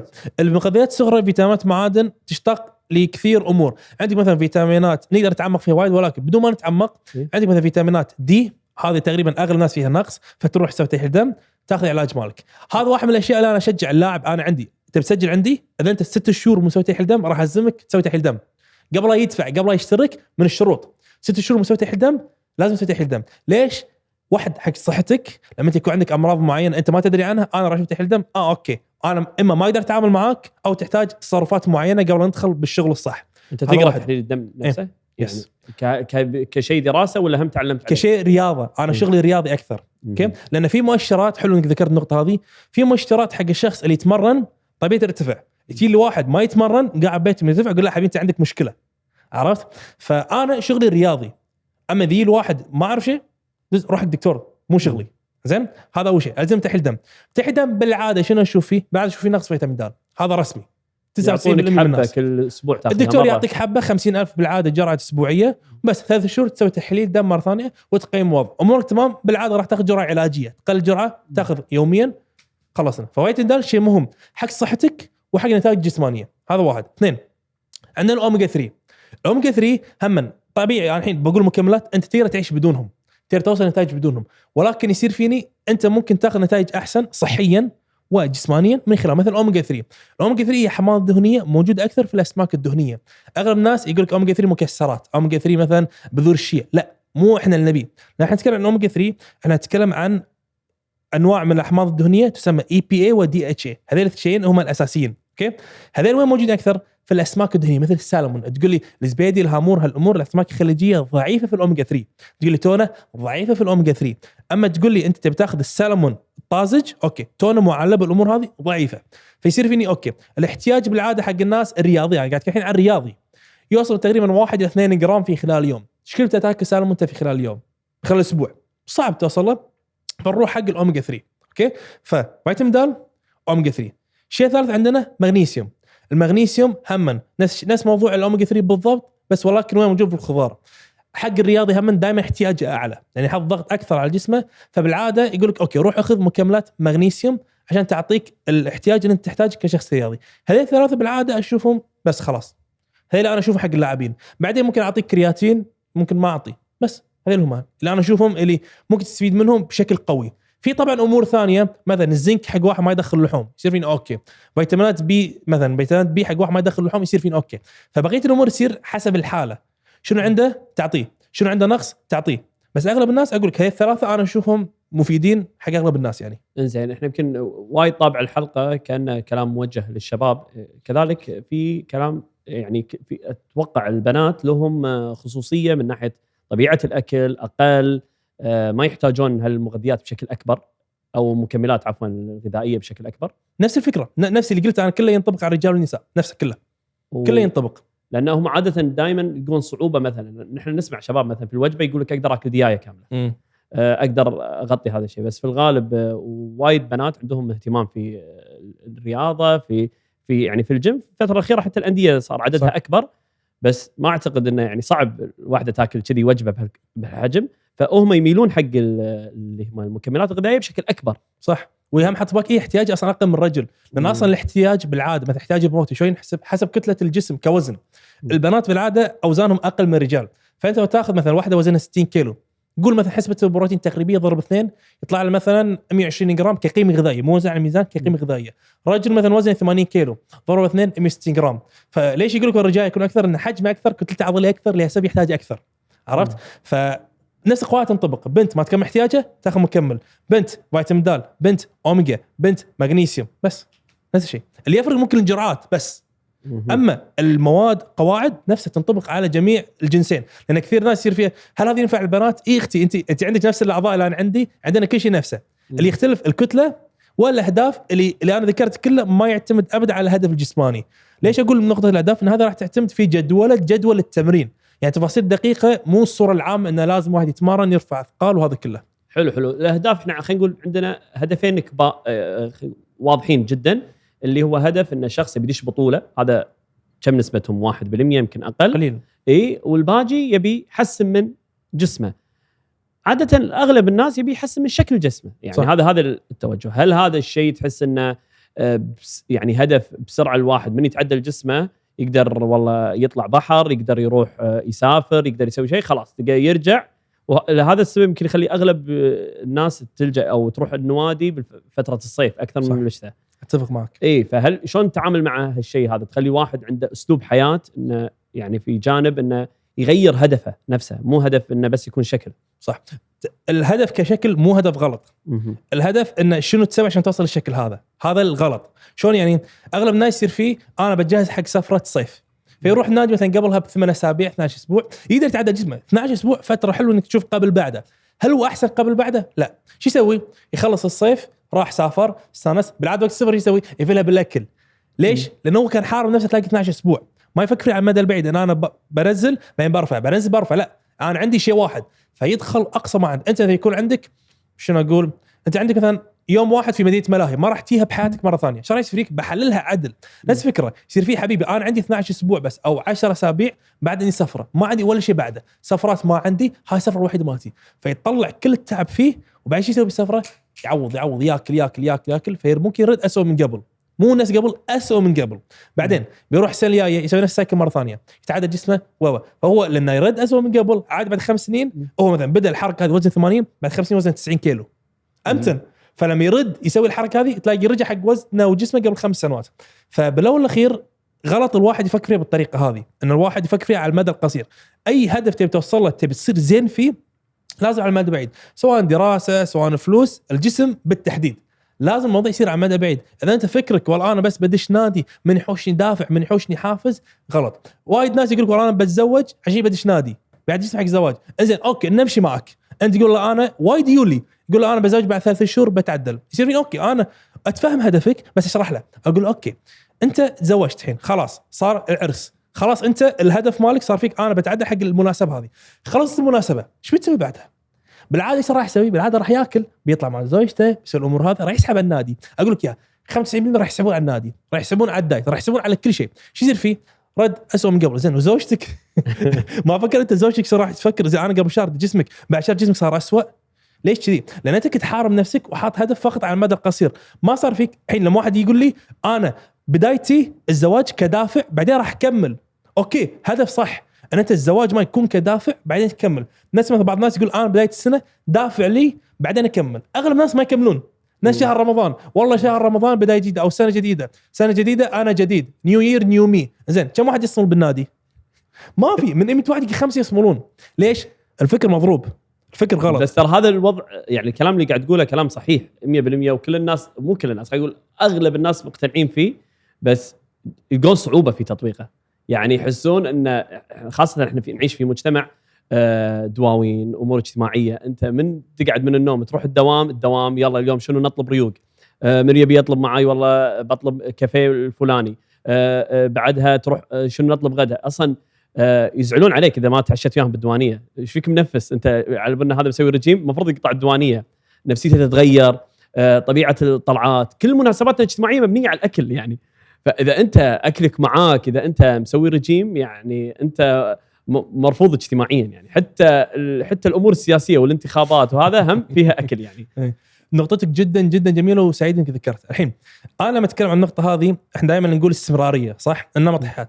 هالشيء شلون يصير؟ لما تكون عادات. وانا الحين بقوله قريت من كتاب اتوميك هابتس، لان صار فيني اوكي كثير الناس ما يستمرون. ليش ما يستمرون؟ لما يكون عادات. شلون يكون عادات؟ كتاب معروف اتوميك هابتس، عادات ذريه، قريته يقول لك انت على اساس تكون عاده لازم تسهل على مخك الشيء اللي انت بتسويه. يعني مثلا يصير في واحد انا بعدل جسمي الحين، تقول له اوكي لازم تقعد من النوم الصبح 5 الصبح قدامك تسوي كارديو على الريج، بعدين تاخذ وجباتك كلها معك، ما في دواوين، ما في طلعات. يصير فيني حبيبي بظل 200، ما بيضعف، ما بيتعدى، خلاص تقول لي جي ما بيسوي. بس يجي واحد ثاني يقول اوكي اكلك نفسه، اكلك خيار بيتك نفسه، غير الطبق بس، غير شكل الطبق، او خل شكل الطبق.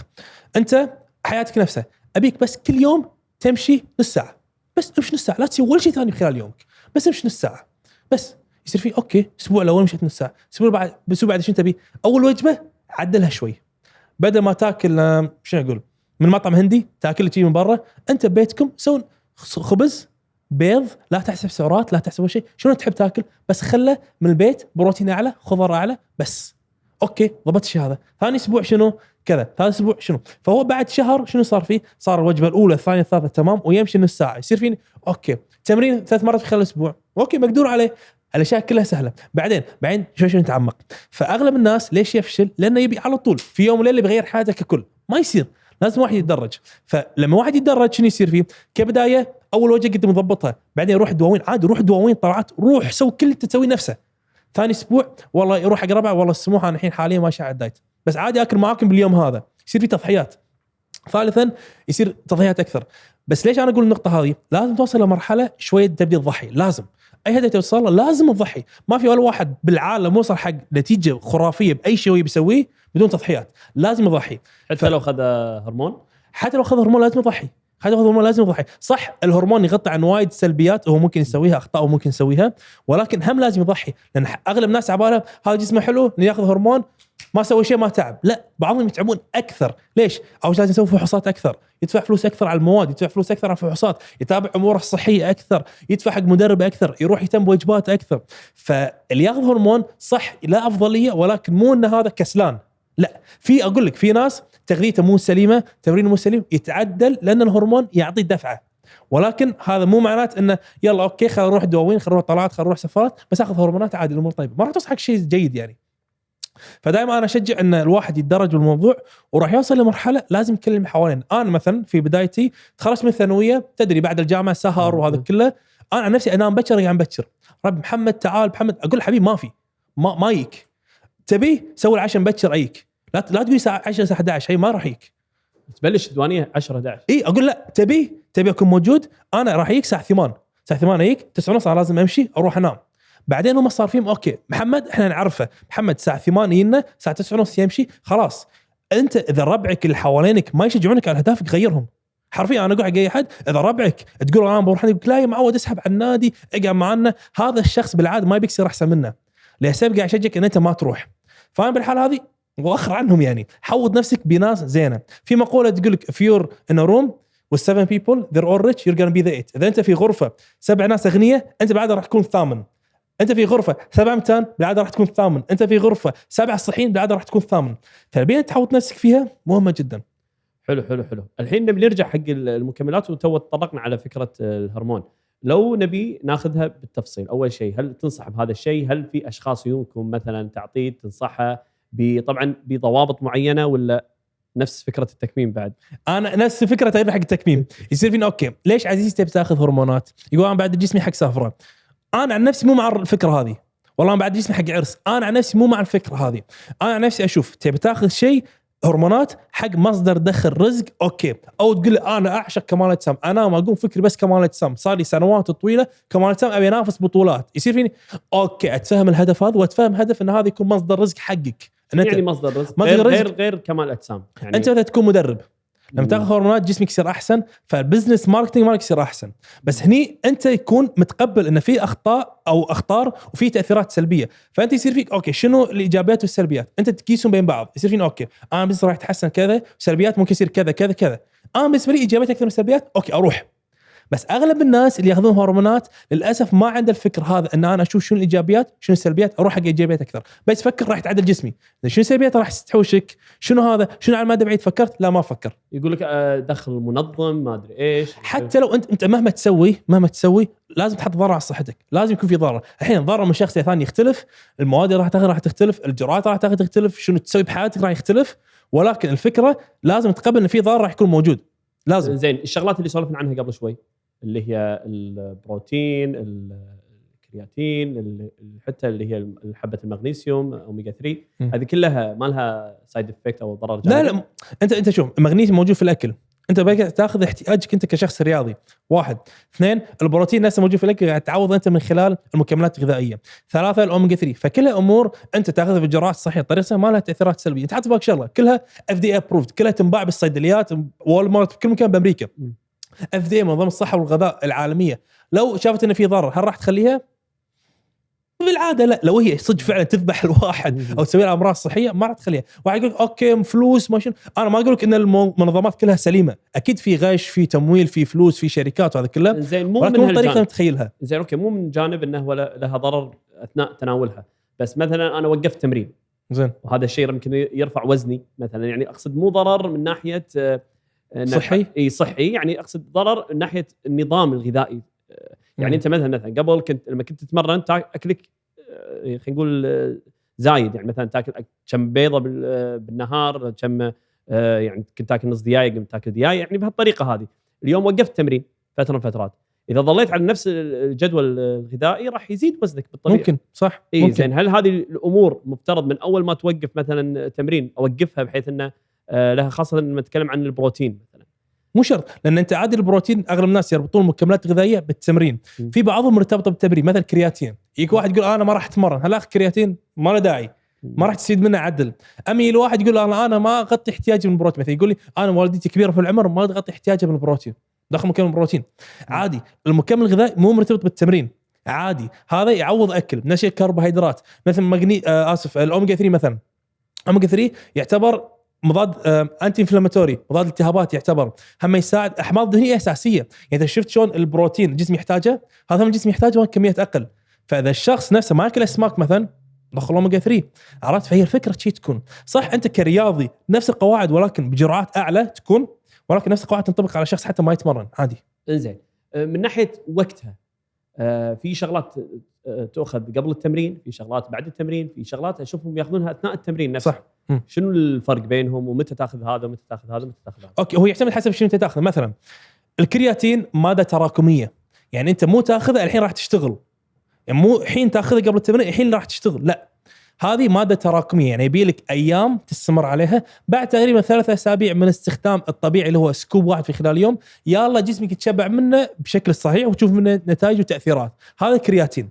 تشوف مثلا الكافيين موضوع مختلف، مثل القهوه، ليش تاخذ قهوه بعد نص ساعه تصحصح؟ مو نفس الكرياتين. هذه تعتمد على وقت التمرين، مثل مكملات الطاقه تعتمد على وقت التمرين، صح؟ فهذه الامور هذه. بالنسبه حق البروتين احنا ننظر الموضوع بصوره عامه على مدار اليوم كله. غطي البروتين في خلال اليوم امورك سليمه. لا لازم تاخذ بروتين سريع امتصاص بعد التمرين، ما له داعي اذا انت ماكل وجبه قبل التمرين. الساعه الذهبيه اللي بعد التمرين مباشره روح على طول لك وجبه. حلو، نقطه جميله. صح ان انت بعد التمرين عمليه تقدر تقول تخليق البروتين او البناء العضلي المرتفع عندك، فيقول لك اوكي دخل مغذيات الفتره هذه صح، ولكن احنا خلينا نشوف الصوره الكبرى دائما بدل ما نروح بس حق تفاصيل دقيقه ساعه ساعتين تمرين. خلينا ننظر حق الصوره الكبرى قبل التمرين. انت شو بتسوي قبل التمرين؟ يجيك واحد يقول لك والله انا ماكل وجبه غداء وقبل ما اكل وجبه، فهو حرفيا قبل ساعتين ماكل وجبه فيها كميه بروتين جيده، والبروتين هذا من الاكل فتفككه يصير ابطا. 1 2 مدخل بالعاده واحد ما ياكل بس تونه ويروح النادي صح، ياكل مع عيش خضار، يحط له مثلا مكسرات زي زيتون، هاي كلها امور تبطئ من تفكك البروتين تفكك المغذيات، فهي راح تكون موجوده في مجرى الدم ل 3 4 5 6 ساعات. فانت كليت وجبه بعد ساعتين تمرنت، بالعاده تمرين ساعه صار 3 ساعات، انت المغذيات موجوده في مجرى الدم، فانت هل لازم تاخذ بروتين بعد التمرين؟ انا بالنسبه لي يصير اذا انت الشخص ما تحس بجوع لا تدخل بروتين، خلص تمرينك متى ما حسيت بجوع دخل بروتينك، حسيت انت بالجوع بعد التمرين على طول دخل وجبتك سواء بروتين او وجبه نفس الفكره، حسيت ما في جوع ما داعي تاخذ. مو غلط تاخذ بعد التمرين، الحين ببين انا مو غلط تاخذ بس مو لازم، حسب اسنادات علميه وتجارب انا على ارض الواقع مئات الناس ماكو فرق، ما راح يفرق معك وايد. زين الابر اليوم يسمونها بديل التكميم، ابر الحرق اللي هو اتوقع حق مرض السكري او شيء كذي، يعني اليوم منتشره بشكل خرافي انه والله سد نفسيتك سد شهيتك على الاكل وخلاص، يعني هذه كانها قاعد تطلع نتائج كبيره يعني. صح. الحين ناس فكره التكميم نفس الفكره، اذا انت حتى الابر ما اذا انت حاليا مو في حاله صحيه خطره تساعد ان انت تنزل وزنك حاليا بسرعه الحين، ما اشوفنا لا داعي تستخدم الامور هذه. والله انا احب الاكل، لا مو الطريقه هذه، لان لما الواحد يعتمد على امور خارجيه على اساس تسد شهيته نفسيته، وقفهم حبيبي، ايش بيصير فيك؟ شيء راح ترجع نفس قبل. اغلب الناس ما يدرون هالادويه شلون تشتغل. الادويه هذه مثل سكسندا او زومبك، الامور هذه كلها شلون تشتغل انها تزيد من بروتين معين، البروتين هذا مسؤول، انا ما راح اقول مصطلحات علميه عشان اعقد الموضوع، ولكن البروتين هذا راح يزيد من الشبع عندك. الحين انت لما تحقن الابره هذه الشبع عندك واصل فل، شلون قاعد تضعف؟ انت قاعد تضعف ان اكلك صار اقل، فهي حرفيا نفس الفكره ان اكلك لازم يصير اقل.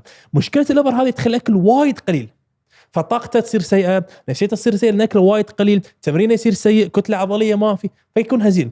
وقف الدواء هذا، شيته ترد نفس قبل، وممكن مرات أسوأ لانه هو حاسس بحرمان، لانه هو تلاقي بالفتره هذه يبي ياكل، هو مشتهي دونت بس نفسيته شهيته ما تقدر، خيشيل الادويه هذه، هو يبي دونت من قبل مشتهي، والحين شهيته تساعده، راح ياكل عاد يرد أسوأ من قبل.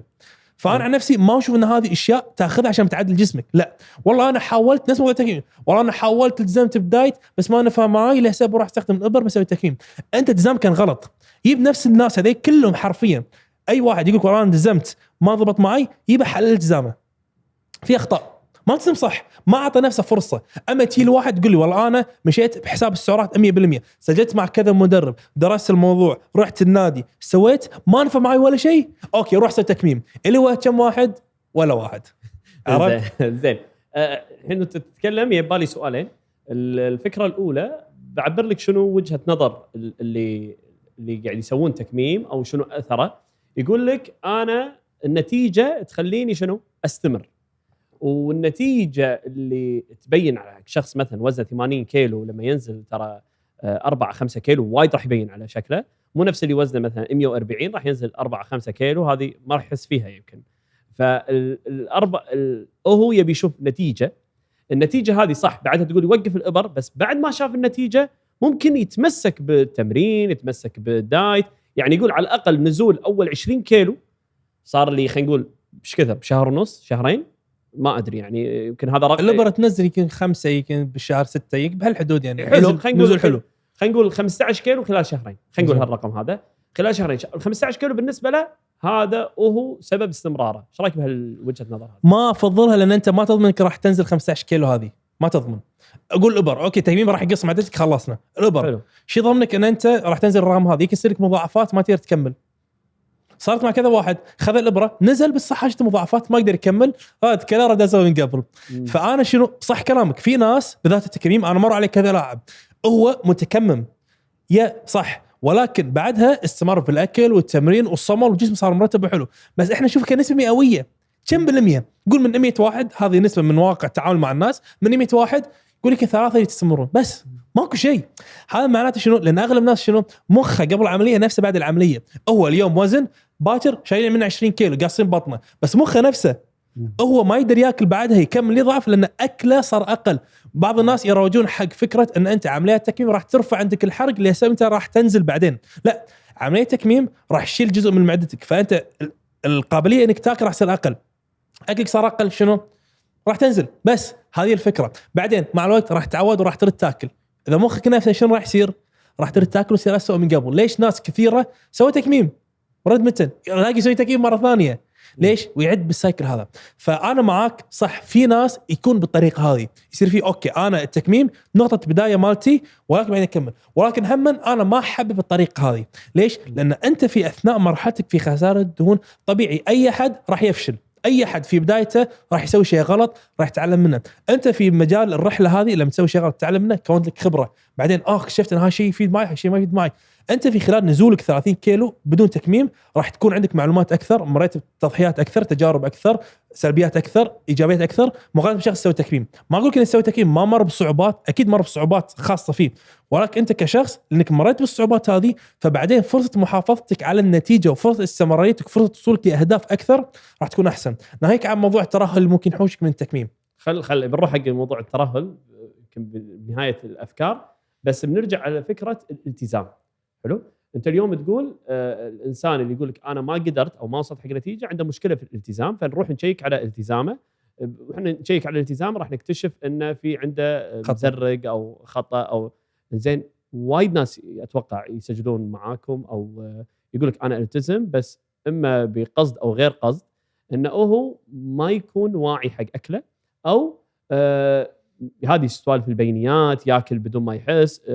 في ناس يقول لك حتى يعني وصلوا مرحله يقول لك مخه يكذب، يعني يحجب عنه الامور هذه كانه ما يدري، يعني لازم فشلون تتعاملون مع هذا الشخص خاصه اللي فيه عنده كم مشكله حتى في المصداقيه؟ يقول لك انا اليوم سويت او ما اكلت او شيء وانت قاعد طالع النتائج عندك تقول مستحيل، في خلل.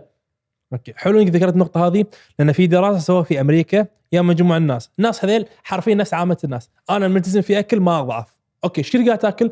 والله قاعد اكل 1300 سعره حاليا 1400. انت لو تمشي بالمجال 1400 اكل عصافير حق الرجل مثلا تقول 1300 كالوري ولا شيء، شو ما قاعد تضعف حبيبي؟ اوكي، سجل ايش قاعد تاكل في خلال اليوم.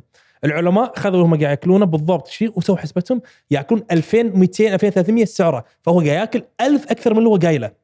فهذه واحد من الاشياء الناس ما تدري عنها، ان الناس عندها سوء تقدير في كميه الاكل. يصير فيه انا والله ماشي على دايت بس حرفيا انت الاكل قاعد تاكله وايد اكثر من الاكل انت تتوقع. هذه مشكله. المشكله الثانيه اغلب الناس يقول انا اشتركت مع وجبات دايت ما ضعفت. اول شيء ما يصير تقط لهم على وجبات الدايت، لان وجبات الدايت تجيب لك الاكل اللي انت تقول لهم عنه، هذا واحد. الا اذا وجبات دايت رايح لهم معطينك استشاره هذا شيء ثاني تقدر تقط لهم. ولكن كثير ناس يروح ياكل شويه حلا من يمين، مثلا قطعه كاكاو صغير ياكل نص منها، يقول والله ما تاثر. يروح مثلا على الغداء يحط له زيتون شويه ما ياثر، يحط له صوص شويه ما ياثر. على نهايه اليوم كم زايد؟ 300 400 كالوري. على نهايه الاسبوع 300 ضرب 7 2100 كالوري. تاثر تاثر جد وقاعد تعدل. فاغلب الناس عبال انه والله انا بس احسب الوجبات الرئيسيه، بس اكل وجبات رئيسيه مطعم هذا الاساس. نفس ما قلت لك بعضهم هم يقول لك والله ملتزم طول الاسبوع ما ضعفت، والويكند ايش قاعد تسوي حبيبي؟ كثر وجبته. وهذا يصير مع كذا لاعب، يصير فيني ينزل فجاه اشوف سبايك في الوزن، ماشي على الدايت نفسه. ماشي على الدايت نفسه. بعدين صار فيني اسال وجبه مفتوحه، وجبه مفتوحه والله كثرت. بعدين صار بالمتابعه سؤال وجبه مفتوحه شيء الزامي، كل متابعه تقول لي كليت وجبه مفتوحه ولا شنو كليت؟ هل خذيت راحتك ما خذيت راحتك؟ بالعاده لما ياخذ راحته ياكل اشوف اوكي في بامب الوزن ميك سنس، منطقي الكلام. فاي تكون بطريقه ان كثير ناس يقول لك انا التزمت بس هو يعتقد انه التزم بس هو ما التزم. وانا ما الومهم لانه ما عنده تقدر تقول المعلومات اللي هو ياخذها، بس انا بس قاعد ابين لهم انه انت بالعاده قاعد تسوي شيء غلط. هذه بس بينه. حلو خلينا نروح حق الترهل. زين. وهذه يمكن ازمه وايد ناس يقول لك انا ما ابي انزل نزول سريع، لاني اذا نزلت نزول سريع ترى النزول السريع راح يخرب جسمي، وهو في المقابل هو بحاجه الى انه ينزل بشكل كبير خاصه اللي اوزانهم عاليه. نفس الشيء موضوع مرتبط طبعا في عمليات التكميم، طبعا مرتبط بامور طريقته في الرجيم اللي هم يسوون انظمه رجيم وايد قاسيه قاعد يوصلون حق هذه النتيجه. شلون تتعاملون معاها؟ هذه من ناحيه التغذيه، ويعني خلينا نقول شلون الواحد يتفاداها. يعني سواء اذا واحد ياك مترهل شلون تتعاملون معاه، وفي واحد احنا على قولتهم كان اسلوب وقائي قبل ما يترهل جسمك شو تسوي. اوكي نمسك اول واحد المتين اللي للحين ما ضعف ويحاكي موضوع الترهل، ما تتصور ايش كثر يدخلون علي يقول لي انا خايف ابدي دايت عشان اترهل. فهذه موجوده عند كثير ناس. انزين احنا لازم نحط النقطه هذه ان انت صعب تضمن حق الشخص ان انت مستحيل تحوش الترهلات، صعب. انا تعاملت مع ناس من اوزان 140 150 160 اثنين تلاقيهم نفس الوزن متقاربين، واحد وزن 140 وواحد وزن 135. وزن 135 مع انه وزن اقل نزل مع ترهلات شوي اعلى من هذاك بوزن 140 كيلو. الاثنين نزلوا، اثنين وصلوا للسبعينات، ولكن هذاك ترهلات شوي اعلى من هذاك. مع ان الاثنين من اول يوم لهم بدوا رفع اثقال، نظام معتدل، نسوي الطريقه هذه، ننزل نثبت، كلهم نفس الفكره نفس الاسلوب، امشي معاهم مع هذول الاثنين. شنو يعني بدون رفع اثقال؟ بدون رفع اسف انا قلت ما اعرف اثقال. انا ما اعرف اثقال، بس اللي اقصده انه مع الثبات ما رفع الاكل، هذا اللي كنت اقصده. فهم الاثنين مش معاهم نفس الشيء بالضبط. هذاك يترهل اكثر من هذا. ليش؟ إن في امور احنا ما نقدر نتحكم فيها، احنا نتحكم بامور معينه اللي تقلل من فرص الترهل. منها من اول يوم لك عزيزي بالدايت تبدا رفع اثقال، مو يصير فيك والله انا ببدي الشهر بس كارديو بدي رفع اثقال، لا، من اول يوم لك تبدا رفع اثقال. هذا واحد. اثنين، نفس ما قلت ما تبدي نظام قاسي، ما تدخل نظام قاسي تقل في اكلك بشكل كبير، لان انت من النظام القاسي صح وزنك راح ينزل بشكل اكبر، ولكن فرصه الهدم العضلي وخساره كتله عضليه مع الوزن هذا راح تكون عاليه. هذا اثنين. ثلاثه، نخلي نظامنا غني في البروتين.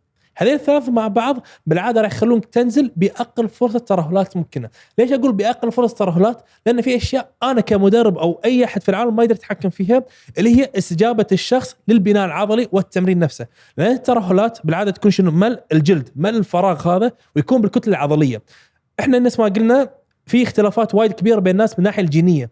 عادي واحد يتمرن يشوف بناء عضل وايد اكثر من شخص ثاني، اثنين يروحوا مع بعض النادي، اثنين يسوون نفس الشيء، بس هذاك يتطور وايد اسرع من هذا. فناس فكره تنطبق. انا مثلا عندي واحد من اللاعبين الناس مو مصدقه هذا شو ما ترهل، بناء العضلي خيالي، شو اسوي انا؟ بس عنده السوبر استجابته وايد قويه، انه هو بعد نزول 50 كيلو حرفيا ولا كانه مترهل، عنده كتله عضليه حلوه مع انه هو مقلل اكله. يعني انت بناء عضلي يحتاج اكل عشان يكون في احسن مراحله، هو وصل كتله عضليه جميله ومقلل اكله. فهذا حاله ممكن تصير، بس اغلب الناس اللي حاطون الشيء هذا هم يحاتي هو ما جرب. بس بالعاده حتى لو هو يعني انا يصير فيني، انت الحين تخاف موضوع ترهلات، بس لما تنزل انت مثلا 50 كيلو وتترهل موضوع وايد احسن من تظل متين، وايد احسن. لان شنو يصير؟ اول شيء الترهلات راح تكون بسيطه، مو الشيء الوايد كبير.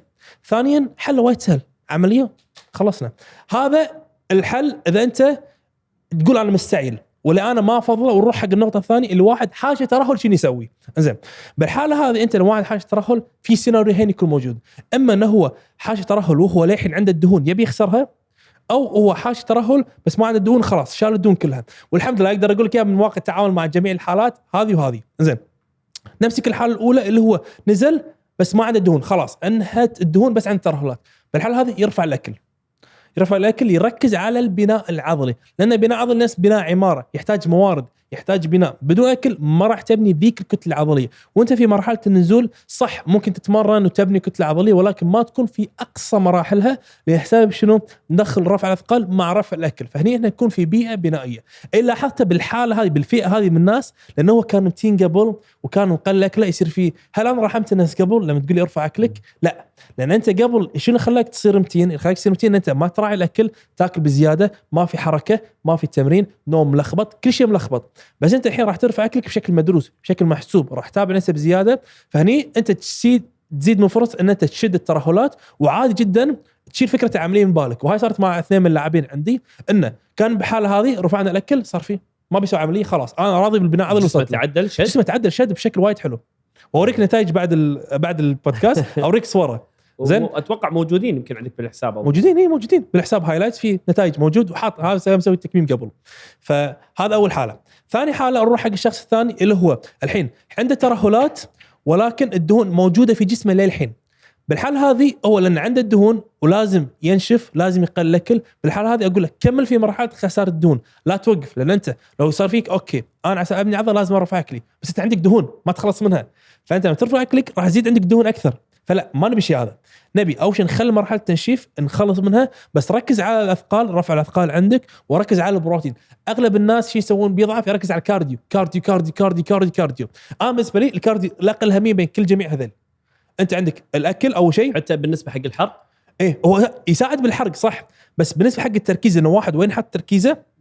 اول شيء اكلك، ثاني شيء تمرينك، ثالثا خطواتك. ليش اقول الشغله هذه؟ لان مثلا الواحد يقول لي محمد انا مثلا مضغوط في الدوام، مثلا يصير في انا عندي ساعه في خلال اليوم اتمرن فيها ولا امشي فيها؟ لا اتمرن.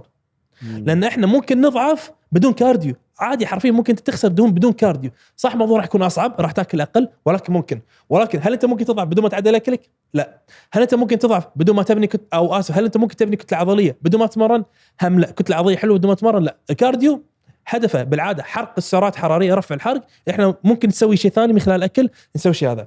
فاقول له نقلل من الكارديو مالك، لا تركز وايد على الكارديو، وركز اكثر على البناء العضلي. فبدل ما انت تقعد مثلا ساعه ونص في خلال اليوم الكارديو، لا شيل نص ساعه هذه ضيفها على البناء العضلي، او حتى لو ما ضيفها على البناء العضلي بس انت تكون مريح، فيصير عندك طاقه اكثر حق البناء العضلي. هني راح يكون امورك احسن. تنشف من توصل حق دهون قليله، خلاص انت انهيت مرحله التنشيف. سوي نفس الحاله الاولى، ارح في اكلك، ركز على البناء العضلي، وبالغالب راح توصل لكتله عضليه حلوه انت راضي فيها. راح تكون ما ابي اسوي اي عمليه تدخل جراحي، لان هو بحياته الشخص هذا نفسه بحياته ما اعطى نفسه فرصه او حط نفسه في بيئه بناء عضلي، لانه هو طول الوقت مقلل اكله.